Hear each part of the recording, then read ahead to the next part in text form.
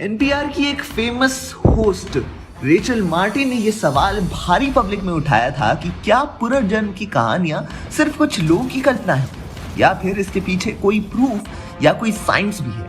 Gym टकर, जो कि एक जाने माने साइकोलॉजिस्ट और प्रोफेसर हैं psychiatry and neuro behavioural sciences की यूनिवर्सिटी ऑफ वर्जीनिया में, उन्होंने अपनी कुछ फाइंडिंग्स के बारे में चर्चा की, जिसकी वजह से जेम्स का केस बाहर आया। जेम्स ने बहुत छोटी सी उम्र में अपनी पुरानी जिंदगी के बारे में डिस्कस करना स्टार्ट कर दिया था। उसे प्लेन से खेलना काफी पसंद था, मगर ये छोटी उम्र की बात थी क्योंकि वो जैसे जैसे बड़ा होता गया तो उसे कुछ गलत सपने आने लगे, जिसकी वजह से अब उसे प्लेन्स से या गन से या ऐसे कोई भी खिलौनों से डर लगता था। जेम्स लुजियाना में रहने वाले एक छोटा लड़का था जिसे अब अपने पुराने लाइफ की याद आने लगी थी।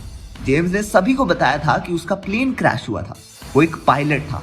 उसे इतना भी बताया था कि उसे गोली भी लगी थी और उसके प्लेन का नाम नटोमा था। जब उसके पेरेंट्स ने ऐसी इंफॉर्मेशन कंफर्म करनी चाहिए तो उन्हें बहुत मेहनत के बाद पता चला कि ये सच था।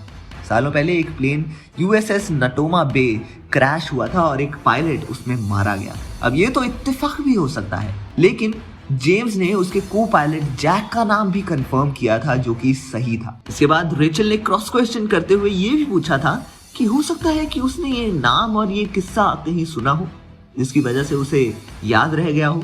तब जिम ने कंफर्म किया कि जेम्स को ये बातें तभी से याद आने लगी थी जब वो महज 2 साल का था।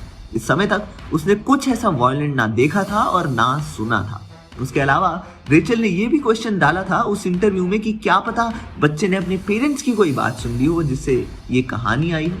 तब जिम ने उससे ये भी टालते हुए ये बताया कि जेम्स का केस वेरीफाई किया गया था। असलियत में वो प्लेन क्रैश कर चुका था, तो हकीकत को कोई कैसे ही कहानी का नाम देकर झुठला सकता है। तो क्या पता इस बार करण अर्जुन गांव से नहीं बल्कि ऐसे ही किसी अच्छे घर से आते हो जिनमें वो ऐसे ही पायलट या कोई अच्छी खासी नौकरी करने वाले भाई।